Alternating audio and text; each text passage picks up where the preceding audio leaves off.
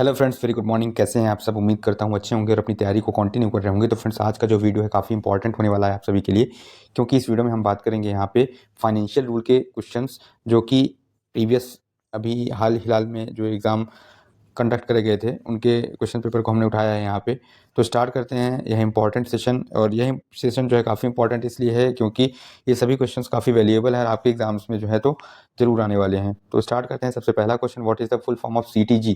Very simple questions और ये सभी अटेम्प्ट कर लेंगे इसको। That is what composite transfer grant. तो बेसिकली यह वन टाइम लमसम अलाउंस है। जब भी कोई employ on the account of permanent transfer होता है या लॉन्ग टर्म में उसका ट्रांसफ़र होता है, तो इस केस में उसको हेडक्वार्टर को चेंज करना होता है। तो उसके लिए जो है तो इसको यह अलाउंस दिया जाता है। दैट इज़ CTG जनरली कितना होता है? एज़ पर 7th पे कमीशन वह 80% ऑफ बेसिक पे जो है तो दिया जाता है। ठीक है, तो 80% ऑफ बेसिक पे क्लेमेबल है। और ऑन स्पेशल केसेस अगर बात करें, कोई एम्प्लॉय है जिसका ट्रांसफ़र जो है तो नॉर्थ ईस्ट रीजन में कर दिया गया है, नॉर्थ ईस्ट रीजन में हो गया या अंडमान एंड निकोबार में हो गया, ओके, एंड आपका लक्षद्वीप में हो गया, तो इस केस में जो है तो यह 100% ऑफ बेसिक पे होता है।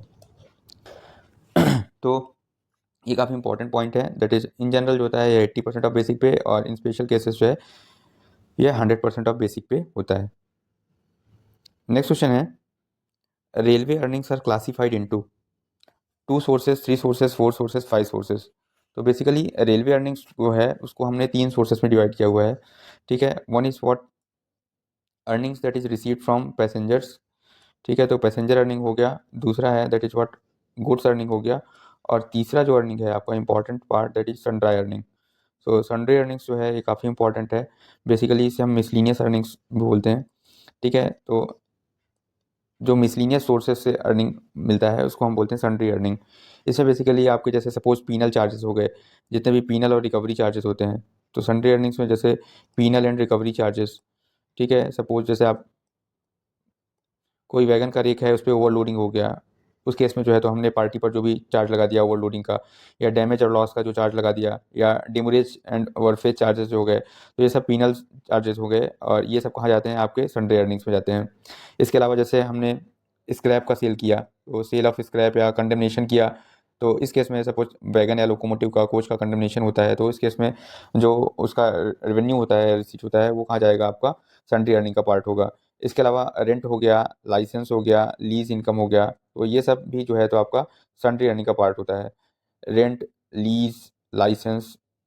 ठीक है, इसके अलावा लाइसेंस में जैसे आप देखते होंगे कि जो हमने प्लेटफॉर्म पे स्टॉल्स लगाए होते हैं, कियोस्क हो गए, या एडवर्टाइजमेंट चलते रहते हैं, तो ये सब जो है तो इनके लिए ये सब अर्निंग्स होती है, हमारी सन्डे अर्निंग्स होती है। काफ़ी इंपॉर्टेंट है ये। नेक्स्ट क्वेश्चन नंबर 3 की बात करेंगे, the purpose of SOP। Very simple, आप सबको पता है, यहाँ ऑप्शन दिया है centralisation, formation of rules, authority of power, decentralisation. कोई भी बता देगा इसका आंसर, दैट इज डिसेंट्रलाइजेशन है। ठीक है, तो बेसिकली यहाँ पे दो चीज़ें हैं। It is nothing but SOP, that is schedule of power. इसके अंदर जो है तो बेसिकली क्या होता है? आपका डिसेंट्रलाइजेशन होता है। तो decentralisation of decision making, decentralisation of decision making. ठीक है, तो डिसीजन मेकिंग का डिसेंट्रलाइजेशन जो है आपको वो किसके अंदर होता है? SOP के अंदर। तो इसके अंदर बेसिकली जो है तो वेरियस जो लेवल्स हैं उसके अकॉर्डिंग जो हमारी फाइनेंशियल और एडमिनिस्ट्रेटिव पावर्स हैं। ठीक है, तो दो चीज़ें हैं, एक तो फाइनेंशियल पावर और एडमिनिस्ट्रेटिव पावर, ये डेलीगेट्स होती हैं। ठीक है, तो generally junior scale, senior scale, JAG, SAG, इस तरह से जो है तो सभी HAG, इन सभी PHOD लेवल पे, GM लेवल पे, HAG प्लस लेवल पे, इस तरह से जो है तो पावर्स को डेलीगेट किया गया है। तो ये काफ़ी इंपॉर्टेंट है यहाँ पे आप को कि ये जो पावर का डेलीगेशन है, और बेसिकली यह जो है पावर का डेलीगेशन स्टोर्स मैटर हो गए, वर्क्स मैटर हो गए, आपके कॉन्ट्रैक्ट्स हो गए, ठीक है, और आपके इस्टेब्लिशमेंट मैटर हो गए, इन सब को लेके जो है तो डिसेंट्रलाइजेशन किया गया है। तो decentralisation is the right answer. Next question है, क्वेश्चन नंबर 4 की बात करेंगे। यहाँ पे पूछा है, budget for fuel is carried under, very important. तो यहाँ पे फ्यूल के बारे में बात की गई है, budget for fuel. Budget for fuel is carried under SMH, that is what सब मेजर हेड 7, सब मेजर हेड 8, सब मेजर हेड 9, सब मेजर हेड 10। तो इसका आंसर हो जाएगा that is sub major head 7। ठीक है, सो बजट फॉर फ्यूल का मतलब यहाँ पे क्या जाएगा? देखिए, सो सब मेजर हेड 7 जो है बेसिकली सब मेजर हेड 7, इसका मतलब होता है क्या? That is what erstwhile demand number 9। ठीक है। और डिमांड नंबर 9 जो है बेसिकली, या सब मेजर हेड 7 जो है, वो है हमारा ऑपरेटिंग एक्सपेंसेस फॉर ट्रैफिक। ठीक है, तो यहाँ पे ऑपरेटिंग एक्सपेंसेस की बात होती है और किसके लिए होती है? For traffic. That is what सब मेजर हेड 7। और जो सब मेजर हेड 8 है, यह ऑपरेटिंग एक्सपेंसेस है फ्यूल के लिए। सो राइट आंसर जो होगा यह ऑप्शन नंबर बी होगा, that is sub major head 8, या demand number erstwhile demand number 10। ठीक है, अर्स्टवाइल डिमांड नंबर 10 और sub major head number 8 is right answer for budget for fuel. ठीक है, तो ऑपरेटिंग एक्सपेंसेस ऑन फ्यूल अगर हम बात करें यहाँ पे, तो उसके लिए सब मेजर हेड 8 होगा। और सब मेजर हेड 9 जो है बेसिकली, यह किसके लिए है? तो आपको पता होगा यहाँ पे स्टाफ वेलफेयर और एमिनिटीज़। ठीक है, सो स्टाफ वेलफेयर एंड एमिनिटीज़ के लिए जो है सब मेजर हेड 9 है। और सब मेजर हेड 10 जो है बेसिकली आपका miscellaneous working expenses, miscellaneous working expenses, इसके लिए जो है तो सब मेजर हेड 10 है। ठीक है, तो इट इज़ वेरी इंपॉर्टेंट। सब मेजर हेड 10 जो है बेसिकली, इसके अंदर दो एब्स्ट्रैक्ट आते हैं। सब मेजर हेड 10 के अंदर दो एब्स्ट्रैक्ट आते हैं, ये क्वेश्चन भी आपसे पूछा जा सकता है। एक एब्स्ट्रैक्ट है हमारा के, और एक एब्स्ट्रैक्ट जो है एन। तो जो एब्स्ट्रैक्ट के है उसके अंदर जो है तो मिसलीनियस वर्किंग एक्सपेंसेस है, मिसलीनियस वर्किंग एक्सपेंसेस। और जो एब्स्ट्रैक्ट एन है उसके अंदर है सस्पेंस। ओके, तो ये काफ़ी इंपॉर्टेंट है। और ऐसे ही आपका जो सब मेजर हेड 11 है, सब मेजर हेड 11, इसके अंदर भी जो है आपके दो एब्स्ट्रैक्ट हैं। ठीक है, एक एब्स्ट्रैक्ट है आपका L, basically it is for provident fund, pension and other retirement benefits. Provident fund, pension and other retirement benefits के लिए एल है। और आपके जो ओ है, that is what? Government contribution. ठीक है, तो जो एनपीएस में गवर्नमेंट कंट्रीब्यूट कर रही है, लाइक 14% जो कंट्रीब्यूशन हो रहा है, या ओपीएस में जो कंट्रीब्यूशन होने वाला है, वह किस एब्स्ट्रैक्ट से हो रहा है? बेसिकली वह पार्ट है आपका सब मेजर हेड 11 और एब्स्ट्रैक्ट नंबर ओ का। ठीक है, तो ये काफ़ी इंपॉर्टेंट है, ये भी आपसे एग्जाम में पूछा जा सकता है। तो काफ़ी कुछ हमने देखा यहाँ पे सब मेजर हेड के बारे में। तो यहाँ से ऑप्शन नंबर बी जो है इसका राइट आंसर है, सब मेजर हेड 8। इसमें जो हमारा डीजल यूज हो रहा है, ठीक है, डीजल लोको में, तो उसका खर्चा, और इसके अलावा जो इलेक्ट्रिकल एनर्जी यूज हो रही है, यूज फॉर इलेक्ट्रिक ट्रैक्शन, उसका जो बजट है वो सब मेजर हेड से चार्ज होता है। तो बेसिकली सब मेजर हेड, बेसिकली अगर हम बात करें यहाँ पे, तो सब मेजर हेड 3 पार्ट्स में डिवाइड होता है। One is what? Minor head, जिसको प्लान हेड बोलते हैं। अनदर इज सब head, and third one is detailed head, detailed head. Okay, एक इंपॉर्टेंट पॉइंट है आपको यहाँ पे मैं बता दूं कि पीएफए जो है हमारे principal financial advisor with approval of GM, principal finance advisor with approval of GM, GM के अप्रूवल पर, ठीक है, कोई भी नया डिटेल्ड हेड इंट्रोड्यूस कर सकते हैं। So PFA has magical power on the approval of GM can introduce new detailed head, new detailed head within sub head, within sub head. ठीक है, तो माइनर हेड के बाद सब head और सब हेड के बाद डिटेल्ड हेड। तो किसी भी सब हेड के अंदर कोई भी अगर नया डिटेल्ड हेड इंट्रोड्यूस करना है तो PFA with the approval of GM कर सकते हैं। ठीक है, it is very important to note.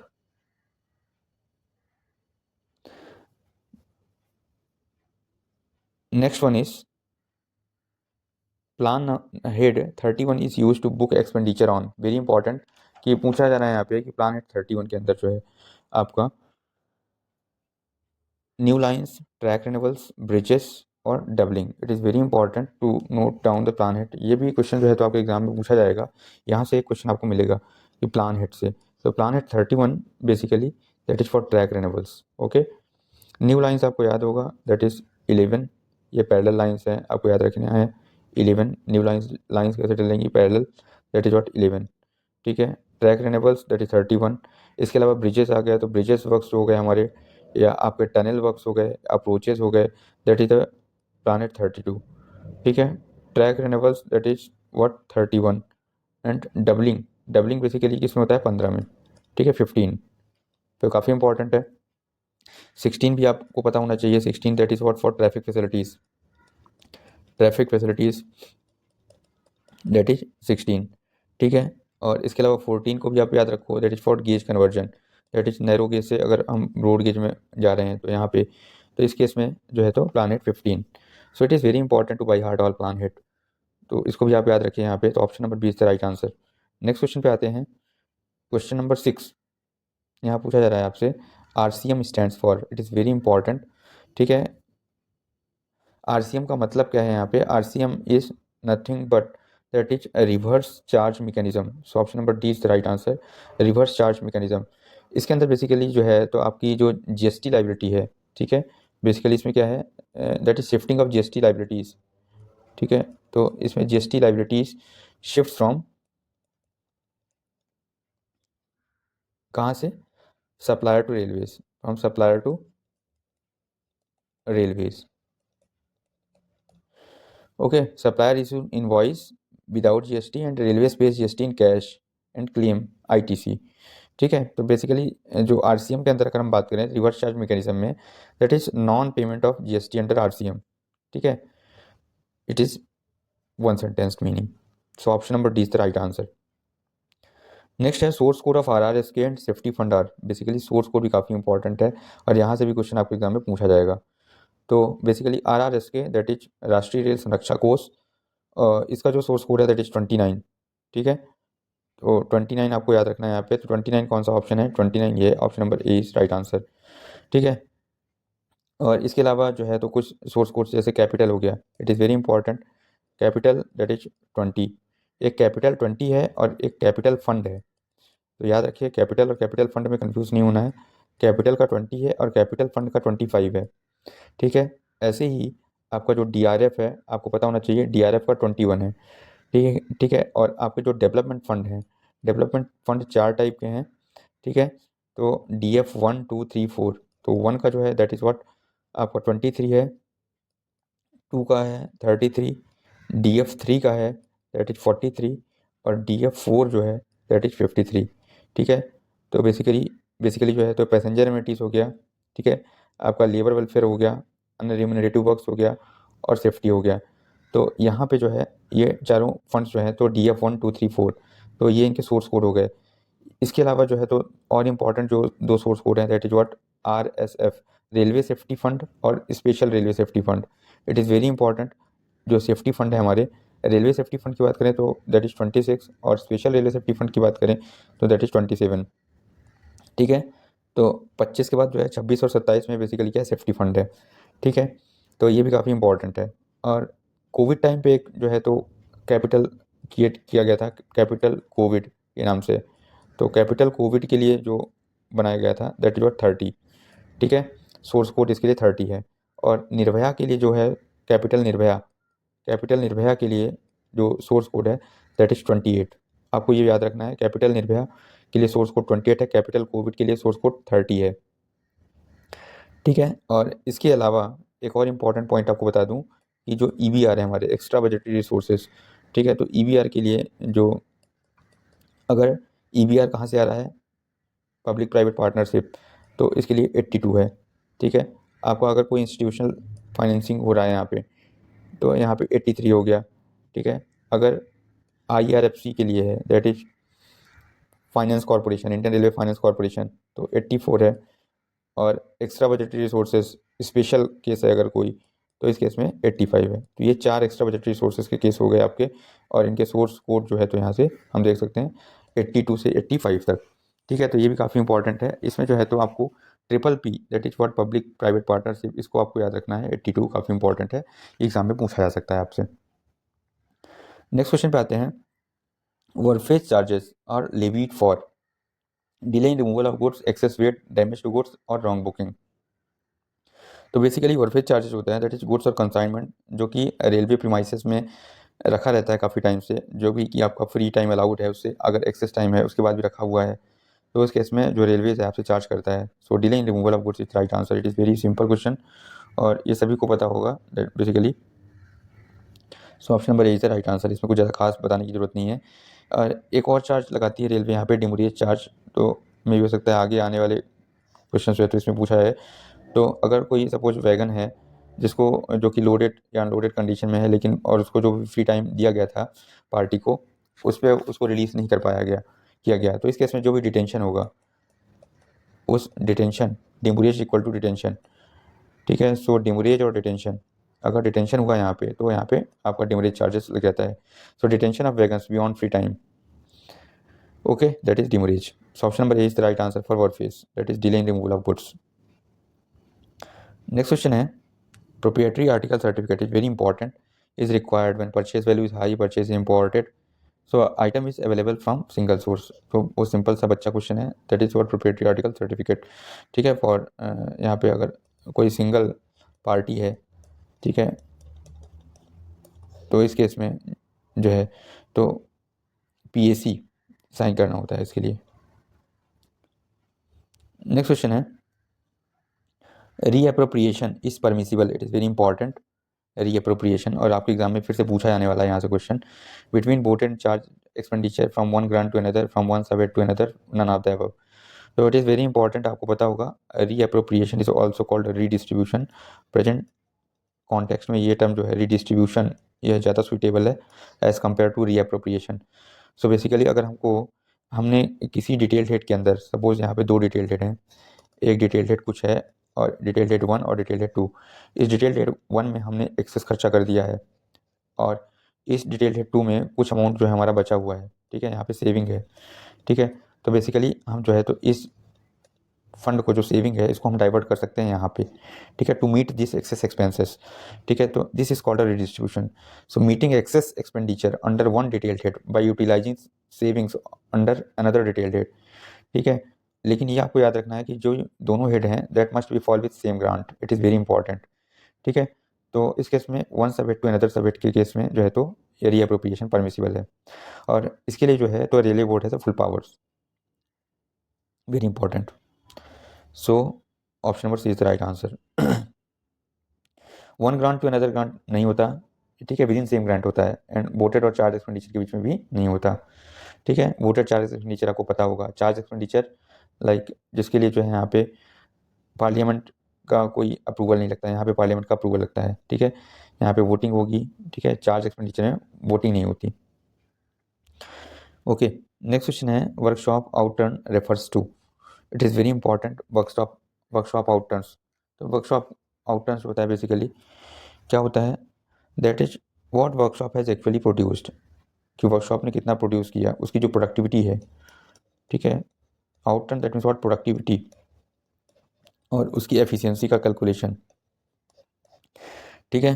So basically it is a term for performance evaluation, ठीक है। तो परफॉर्मेंस इवेल्युएशन कहाँ से होगा, उसके आउटटर्न से होगा, कि अगर सपोज कोई वैगन डिपो है वह कितने आरओएस कर पा रहा है, ठीक है, या कोई वर्कशॉप है वह कितने पीओएस कर पा रही है, ठीक है, कितने ओवरहॉलिंग हो पा रहे हैं, कितने वैगन, कितने कोचेस, कितने लोकोमोटिव, तो वो उसका परफॉर्मेंस इवेल्युएशन कहाँ से आता है, उसका आउटटर्न से आएगा, that means what units produced और रिपेयर्ड। ओके, नेक्स्ट है which book of account records all cash and bank transactions of Indian railway, general ledger, journal, suspense register और cash book, it is very important. So basically आपका जो cash book होता है, ठीक है, so cash book it is very important book, और इस cash book के अंदर जितने भी रिसीट्स हैं, all cash receipts, all cash payments, all bank transactions, वो क्रोनोलॉजिकली रिकॉर्ड होते हैं, ठीक है। सो आपके जो कैश रिसीट्स हो गई, कैश रिसीट्स, कैश पेमेंट्स, ठीक है, आपके जो बैंक ट्रांजैक्शंस हैं, बैंक ट्रांजैक्शन का मतलब हो गया आपके जो बैंक रिसीट्स हो गई और बैंक पेमेंट हो गए, ठीक है, या आपके जो चेक हो गए, आपने कितने चेक इशू किए और चेक कितने चेक रिसीव किए, तो चेक इशू और चेक रिसीव, ये सब का जो ब्यौरा होता है, सबका रिकॉर्ड होता है, वो कहाँ होता है, कैश बुक के अंदर होता है। So which book is account records all cash and bank transactions of Indian railway, that is cash book. Next question पे आते हैं, क्वेश्चन नंबर 13 की बात करेंगे। Good earnings goods earning goods traffic earnings are primarily based on, it is very important कि जो goods traffic earnings है that is based on, that is sorry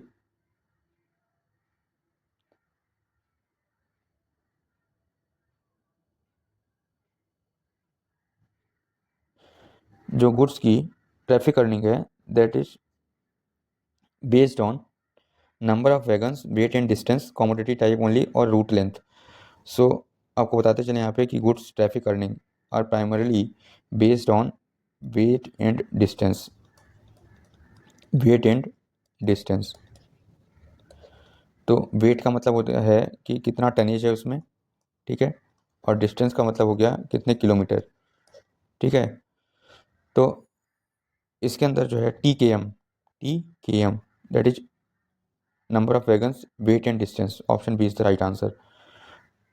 so जो अर्निंग होगी उसकी क्या हो जाएगी, दैट इज रेट गुड़े rate multiply weight multiply distance, that is earning. Okay. इसी प्रकार पैसेंजर अर्निंग की बात करें अगर, तो पैसेंजर अर्निंग में अगर हम देखें यहाँ पे, तो पैसेंजर अर्निंग में क्या देखा जाएगा, जो पैसेंजर अर्निंग होगी उसमें कोई पैसेंजर है तो नंबर ऑफ पैसेंजर कितने हैं,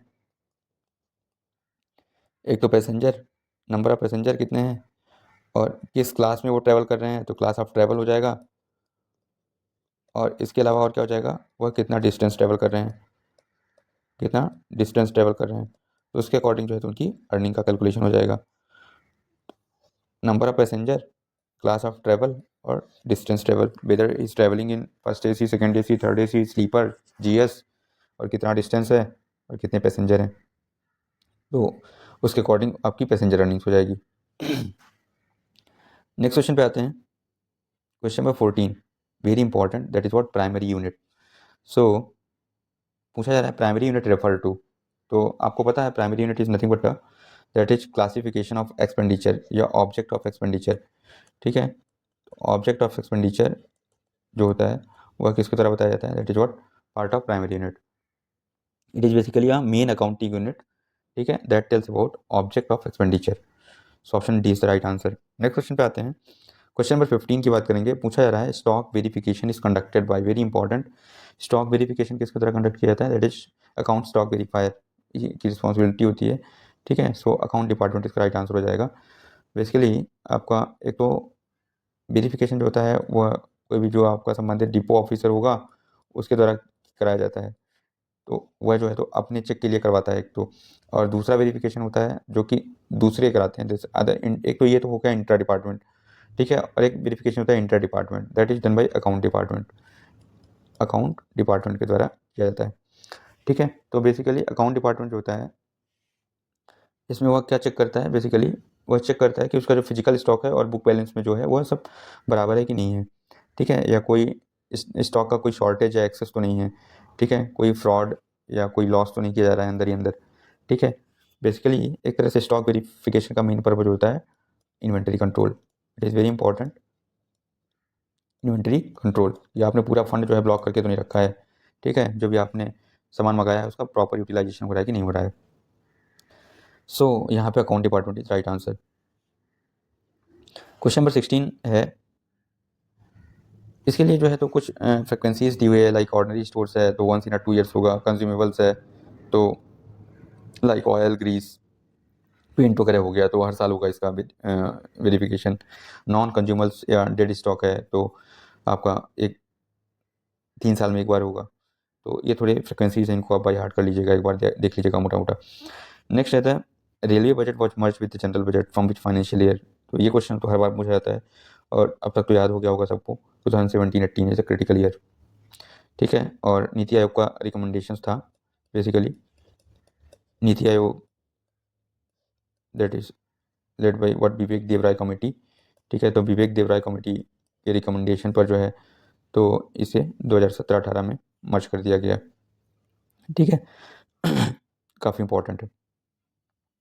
नेक्स्ट है unclaimed freight is finally transfer to, very important, unclaimed freight is finally transfer to deposit at suspense at miscellaneous deposit और सन्ड्री अर्निंग्स। मैंने आपको बताया था कि अनक्लेम्ड फ्रेट जो होगा वह कहाँ जाएगा, that is part of sundry earnings. So option number D is the right answer, it is very important, ठीक है। डिपॉजिट तो है नहीं, बेसिकली इट इज अर्निंग, ठीक है, so sundry earning is the right answer. Next question पे आते हैं, क्वेश्चन नंबर 18 की बात करेंगे, very important, the pink book refers to, very important, ठीक है। तो पिंक बुक बेसिकली होता क्या है आप सबको पता होगा, यह हर एक साल जो है तो रेलवे बोर्ड द्वारा पब्लिश किया जाता है, ठीक है। Basically it is annual compendium जिसके अंदर आपके जितने भी सैंक्शन वर्क्स होते हैं, एमएनपी हो गए, आरएसपी है, इन सबको जो है तो इसमें शामिल किया जाता है, और basically it is source of for capital expenditure, ठीक है, कि रेलवे जो है कितना एसेट बनाने वाली है। सो it is a part of what capital expenditure. ठीक है, इसमें बेसिकली आपके जो वर्क्स प्रोग्राम हैं, ठीक है, एम हैं और RSP, रोलिंग स्टॉक प्रोग्राम। तो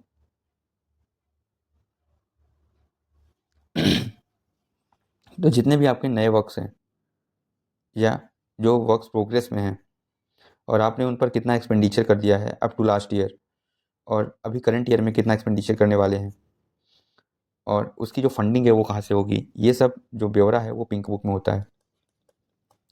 okay, so pink book mentions what, one तो न्यू वर्क्स, सबसे पहले new works, works in progress, आपने एक्सपेंडिचर कितना कर दिया up to last year, last financial year, and outlay for current year, अभी इस ईयर में आपको कितना मिल रहा है उस पर खर्चा करने के लिए, और उसकी जो फंडिंग है वो कहाँ से होगी, that is source of funding. तो ये डिटेल जो है आपको ये कहाँ मिलेगी, पिंक बुक के अंदर मिलेगी। ठीक है, और पिंक बुक जो है तो पब्लिश कौन करता है, pink book is publish by railway board, और इसके लिए अप्रूवल कौन है, that is it is approve by parliament, it is very important.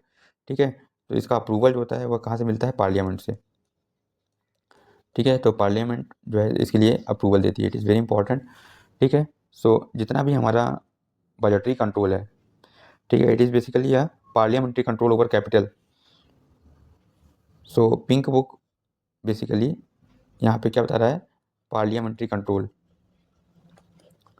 Parliamentary control over capital works. ठीक है, तो इसके अंदर बेसिकली हमारा जो डिमांड नंबर, हमारी अर्सवाइल डिमांड नंबर 16 है, जिसमें कि हम एसेट एक्विजिशन करते हैं। ठीक है, जितने भी एसेट्स हैं उसका क्रिएशन करते हैं, creation of assets, that is what capital expenditure इसके अंदर किया जाता है। ठीक है, इसमें एक और इम्पॉर्टेंट पार्ट है कि क्या है जो कि पिंक बुक का पार्ट नहीं होता है, that is not included in pink book. तो सबसे पहले आपको याद रखना है कि revenue expenditure is not the part of pink book, क्योंकि रेवेन्यू एक्सपेंडिचर जो होता है हमारा वो रूटीन मेंटेनेंस का के लिए एक्सपेंसेस होता है, डे टू डे मेंटेनेंस का एक्सपेंसेस होता है। ठीक है, इसमें जो है रेवेन्यू एक्सपेंडिचर जो है बेसिकली इसमें आपके सैलरीज और अलाउंसेस, स्टाफ की सैलरीज एंड अलाउंसेस हैं, वो सब इसका पार्ट नहीं होता, आपको याद रखना है यहाँ पे। इसके अलावा आपके जो स्टोर्स के प्रोक्योरमेंट हैं, stores procurement it is also, stores procurement is also not the part of pink book. ठीक है, आपके रूटीन मेंटेनेंस हो गए, routine maintenance, this is not the part of pink book, तो ये पिंक बुक के पार्ट नहीं है। तो मैंने काफ़ी कुछ बताने की कोशिश करी पिंक बुक के बारे में। तो यहाँ से जो ऑप्शन आएगा that is what work sanction bye railway board is right answer. So option number 18 हो गया। नेक्स्ट है क्वेश्चन नंबर 19 की बात करेंगे, dead surplus stores are those which have no forcible demand. So question number option number D is right answer. Next is question number 20 की बात करेंगे, video लेंदी हो रहा है तो हम ब्रेक करेंगे यहाँ पे। Which are the following annexures shows statement of important misclassification, it is very important misclassification जो है तो किस एनेक्सर्स में बताया गया है। ठीक है, so option number C is the right answer, that is annexure J. Railway receipts is related to goods traffic, passenger traffic, parcel traffic and another. तो railway receipts is related to goods traffic, it is very important. ठीक है, अभी जो है तो आपको ERR देखने को मिल रहा होगा, that is electronics form of railway receipts. ठीक है, very important, electronics form of railway receipts is issued for goods traffic and which is generated online after acceptance of goods, और दिस इज जनरेटेड इन फॉइस। कहाँ generate होती है, फॉइस में। ठीक है, तो इंडियन रेलवेज का एक ऑनलाइन पोर्टल है, IT portal of Indian railway, that is FOIS, freight operation information system. इसके अंदर जो है तो आपका ERR जनरेट होता है। So goods traffic is the right answer, electronics railway receipts. Next question है, कैश इंटरेस्ट इज फॉर, सबको पता होगा कैश इंटरेस्ट किसके लिए यूज होता है, that is for petty expenses. Okay, it is very important. VED analysis, VED का मतलब हो गया आपका that is what, vital, essential and desirable.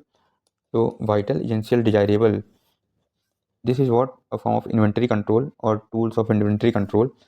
तो बेसिकली ये बताता है क्रिटिकलिटी ऑफ आइटम को। Okay, which fund is meant for replacement and renewal of railway assets, देखिए मैंने अभी बात करी थी इसके बारे में, that is what depreciation reserve fund. और इसका जो सोर्स कोड है दैट इज व्हाट 21 है, आपको याद रखना चाहिए। कैपिटल का 20 है, कैपिटल फंड 25, मैंने अभी आपको रिकॉल करा दिया। ठीक है, RSF का क्या है दैट इज 26 और SRSF का दैट इज 27। नेक्स्ट क्वेश्चन पे आते हैं, luggage earnings are classified under. So coaching revenue क्या बोला जा रहा है, coaching luggage earnings are classified under coaching revenue, goods revenue, sundry earnings और डिपॉजिट। तो बेसिकली जो लगेज अर्निंग्स है that is classified as what coaching earnings. ठीक है, आपको पता होगा यहाँ पे कि जितना भी पैसेंजर अर्निंग्स है, कोचिंग अर्निंग्स है, वहाँ से जो है तो आपके लगेज का अर्निंग होता है। What is the purpose of performance guarantee. तो it is very important what PG, very important question. तो बेसिकली जो PG है that is what performance guarantee. So PG हम जमा कराते हैं किससे, कॉन्ट्रैक्टर से, जब हम उस कॉन्ट्रैक्टर को LOA इशू कर देते हैं। एट प्रेजेंट इसकी वैल्यू है that is what 5% of contract value है, 5% of contract value, I am saying contract value. ठीक है, for both goods and for both service and works contract this amount is valid that is 5% of contract value. तो basically PG ensure करता है proper execution of works and financial security to employer. ठीक है, so to ensure due fulfilment of contract, to ensure successful performance by the contractor, to ensure due fulfillment of contract and to ensure start of work। so इसका answer हो जाएगा to ensure successful performance by the contractor। ठीक है, so option number A इसका correct answer हो जाएगा PG। So generally जो works contract है हमारे, ठीक है, तो वर्क्स कॉन्ट्रैक्ट के अंदर आपको from the date of issue of LOA that is what within 21 days from the date of issue of LOA आपको जो है तो PG जमा करना होता है। Otherwise from the day of 22 से 60 डेज तक आपको जो है पीनल इंटरेस्ट देना होता है that is what 12% per annum, 12% per annum के हिसाब से आपको पीनल इंटरेस्ट देना होता है। ठीक है, इट इज़ वेरी इंपॉर्टेंट। और इसी प्रकार सर्विस कॉन्ट्रैक्ट की बात करें तो आपको 30 डेज विद इन 30 डेज के अंदर that is what with in 30 days के अंदर जो है, ये तो आपको बताया मैंने वर्क्स कॉन्ट्रैक्ट के अंदर। सर्विस कॉन्ट्रैक्ट के अंदर विद इन 30 डेज के अंदर, with in 30 days from the issue of LOA, ठीक है, आपको PG सबमिट करना होता है। और 31st डे से up to 60 days, up to 60 days आपको 15% पर एनम के अकॉर्डिंग यहाँ पे पीनल इंटरेस्ट चार्ज होता है, पीनल इंटरेस्ट चार्ज होता है। It is very important. This is for what service contract, ठीक है, and this is for what works contract.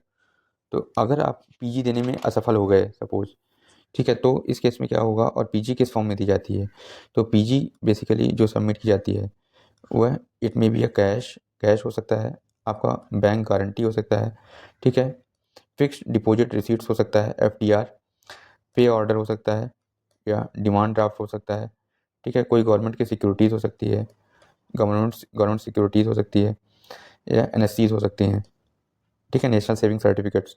तो इस फॉर्म में जो है तो PG आप दे सकते हैं। ठीक है, और non submission of PG led to within stipulated time, ठीक है, दैट इज आफ्टर 60 डेज। तो सबसे पहला काम क्या हो जाएगा, आपका जो कॉन्ट्रैक्ट है that may be terminate, so termination of contract हो जाएगा।